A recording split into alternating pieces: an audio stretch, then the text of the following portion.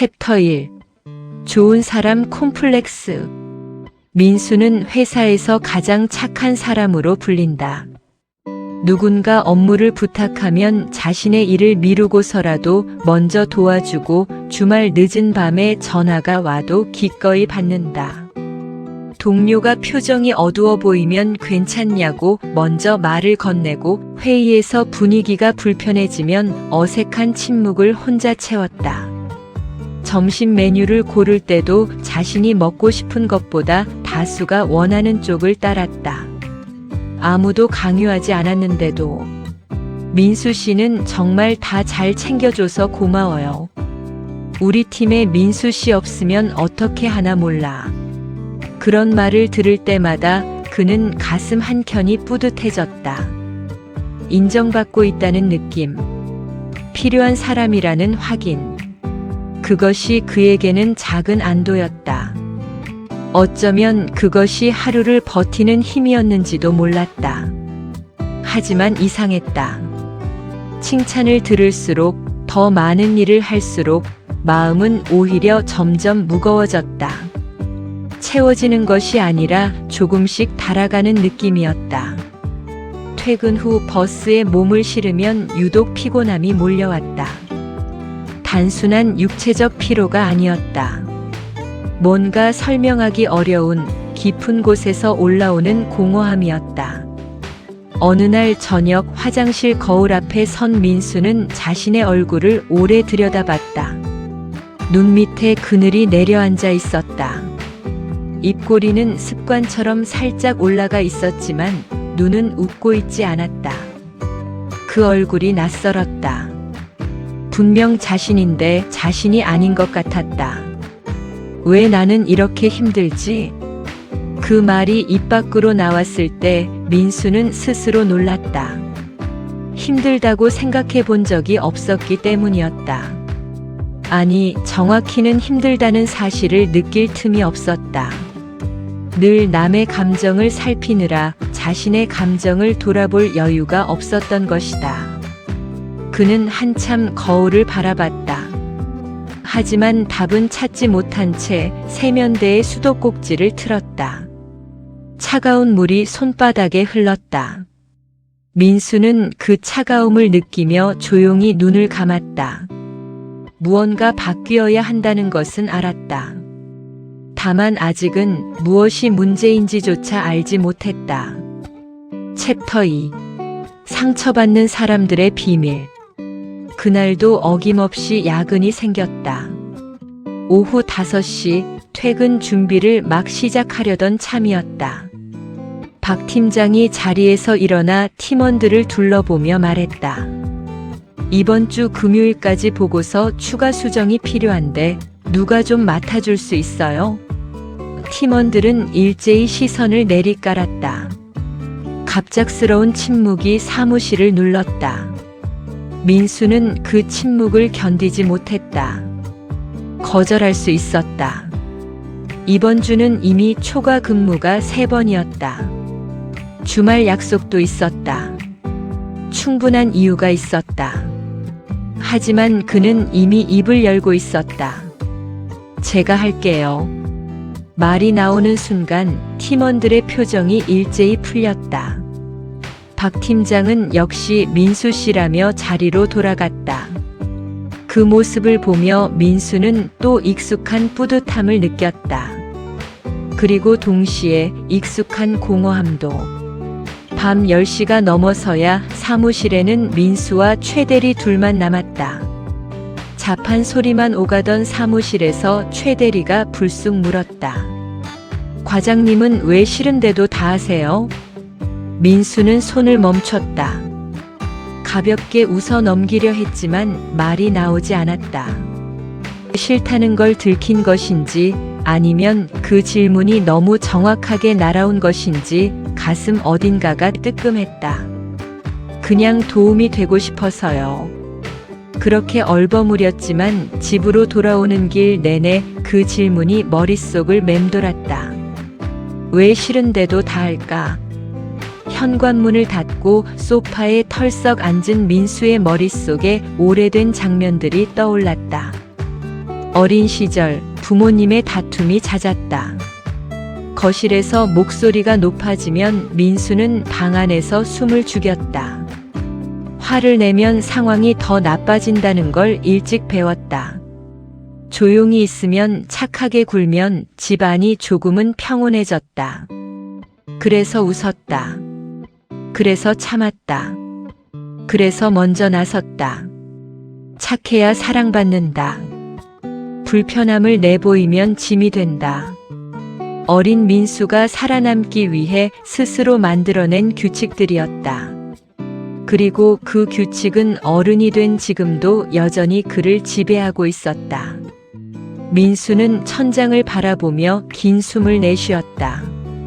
처음으로 자신의 상처를 마주하는 밤이었다. 아직 이름을 붙이지는 못했지만 분명 거기 있었다. 오래전부터 조용히. 챕터 3. 가면을 쓴 사람들. 새 프로젝트가 시작되던 날 오성호가 팀에 합류했다. 첫인상은 더할 나위 없이 좋았다. 환한 웃음에 말도 청산유수였다.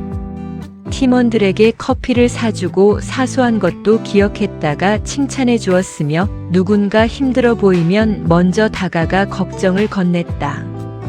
민수는 그를 보며 속으로 생각했다. 나와 비슷한 사람이구나. 아니, 나보다 훨씬 자연스럽다. 함께 일한 지 한 달쯤 지났을까. 오성호는 유독 민수에게 잘해줬다. 점심을 같이 먹자고 먼저 제안하고 업무 고민을 들어주었으며 팀 내 분위기를 세세하게 귀띔해주기도 했다. 민수는 오랜만에 회사에서 편안함을 느꼈다. 경계를 내려놓고 싶었다. 그러나 시간이 지나면서 작은 균열들이 보이기 시작했다. 오성호의 부탁은 언제나 친절한 말 뒤에 붙어왔다. 민수 씨밖에 없어요라는 말과 함께 자신이 해야 할 업무가 자연스럽게 넘어왔다. 처음에는 한 번이었다. 그 다음엔 2번. 거절하면 그의 표정이 미묘하게 굳었고 다음 날이면 언제 그랬냐는 듯 다시 친절해졌다. 결정적인 순간은 우연히 찾아왔다. 다른 팀 동료에게서 들은 말이었다. 민수가 오성호에게 퇴근 후 털어놓았던 이야기, 박 팀장에 대한 불만, 야근에 지쳐 있다는 속내가 어느새 팀 안에 퍼져 있었다. 출처는 오성호였다. 민수는 자리에 앉아 한동안 멍하니 있었다. 배신감보다 먼저 든 감정은 허탈함이었다. 그 친절이 처음부터 계산된 것이었다면 자신이 느꼈던 편안함은 무엇이었을까? 진심이라 믿었던 것들이 모두 거래의 포장지였다는 사실이 서늘하게 가라앉았다. 그날 저녁 사내 멘토링 프로그램으로 인연을 맺은 현우 교수를 만났다. 자초지종을 듣던 그가 조용히 말했다. 진짜 좋은 사람은 자신이 좋은 사람이라고 광고하지 않습니다. 그리고 민수 씨, 좋은 사람처럼 보이는 것과 좋은 사람인 것은 전혀 다른 이야기예요. 민수는 그 말을 곱씹었다. 그리고 문득 떠올랐다. 자신도 누군가에게 인정받기 위해 친절을 베풀었던 순간들이 오성호와 자신이 완전히 다르다고 말할 수 있을까?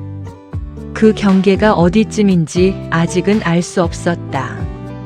챕터 4. 선을 긋는 연습. 현우 교수의 말이 며칠째 머릿속을 떠나지 않았다. 좋은 사람처럼 보이는 것과 좋은 사람인 것은 전혀 다른 이야기. 민수는 그 문장을 자꾸 되씹었다. 오성호를 보며 느꼈던 배신감이 사실은 자신을 향한 질문이기도 했다. 나는 진짜 좋은 사람인가 아니면 좋은 사람으로 보이고 싶었던 것인가? 답은 쉽게 나오지 않았다. 하지만 한 가지는 분명해졌다. 지금 이대로는 안 된다는 것. 변화는 생각보다 빨리 시험대에 올랐다. 목요일 오후 박 팀장이 자리로 다가왔다. 민수 씨, 이번 주말에 나올 수 있어요? 다음 주 월요일 발표 자료 마무리해야 해서요. 익숙한 상황이었다. 예전 같으면 이미 네, 알겠습니다가 나왔을 것이다. 하지만 민수는 잠깐 멈췄다. 심장이 빠르게 뛰었다. 거절하면 어떻게 될까?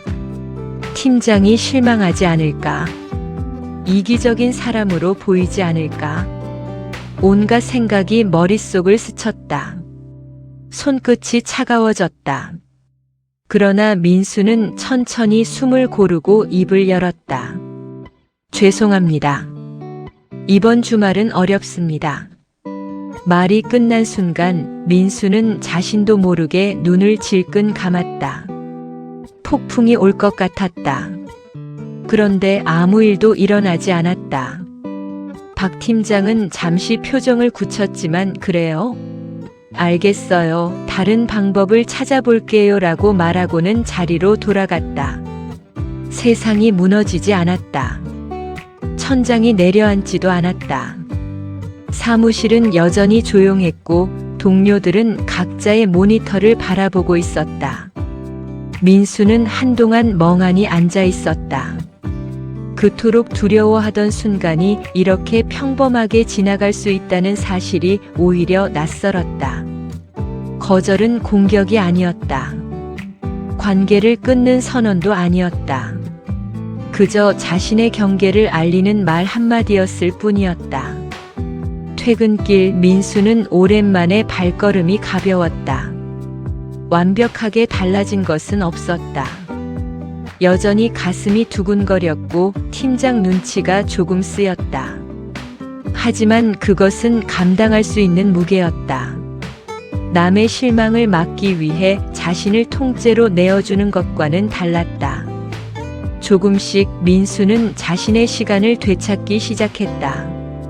아직 서툴고 아직 두렵지만 그래도 처음보다는 조금 더 자신 쪽으로 한 걸음 가까워진 하루였다. 챕터 5. 나를 인정하는 사람. 그로부터 몇 달이 흘렀다. 민수는 여전히 같은 회사에 다닌다.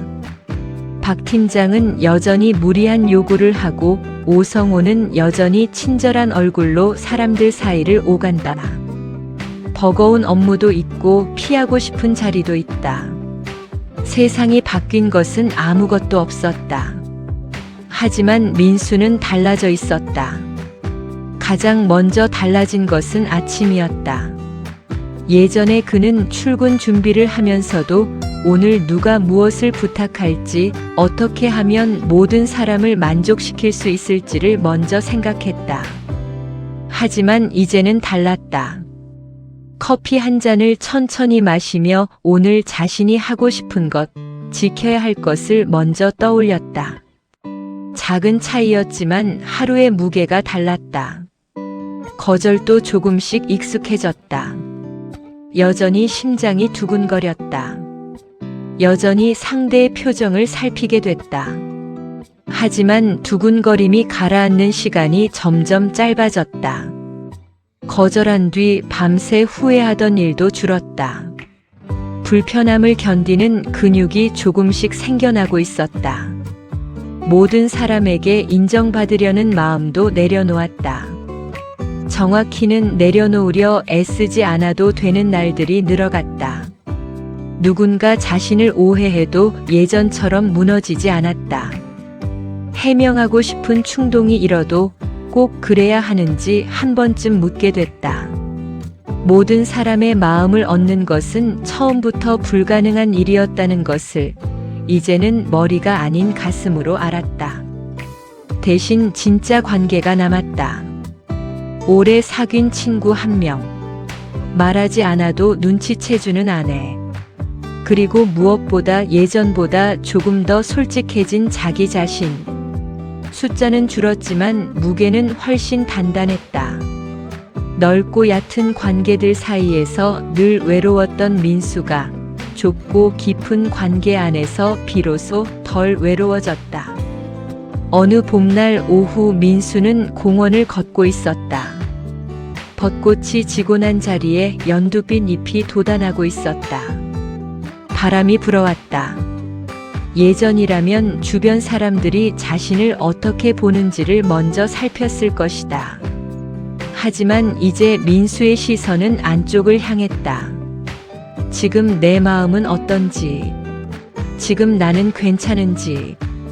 그는 조용히 혼잣말을 했다. 모두에게 좋은 사람이 될 필요는 없어.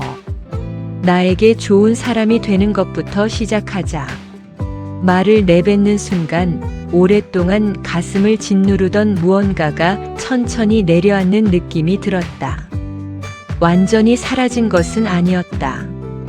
하지만 이제 그 무게는 혼자 지고 가야 할 짐이 아니라 살아가면서 조금씩 내려놓을 수 있는 것이 되었다. 민수는 다시 걸음을 옮겼다. 가볍게 자신의 속도로.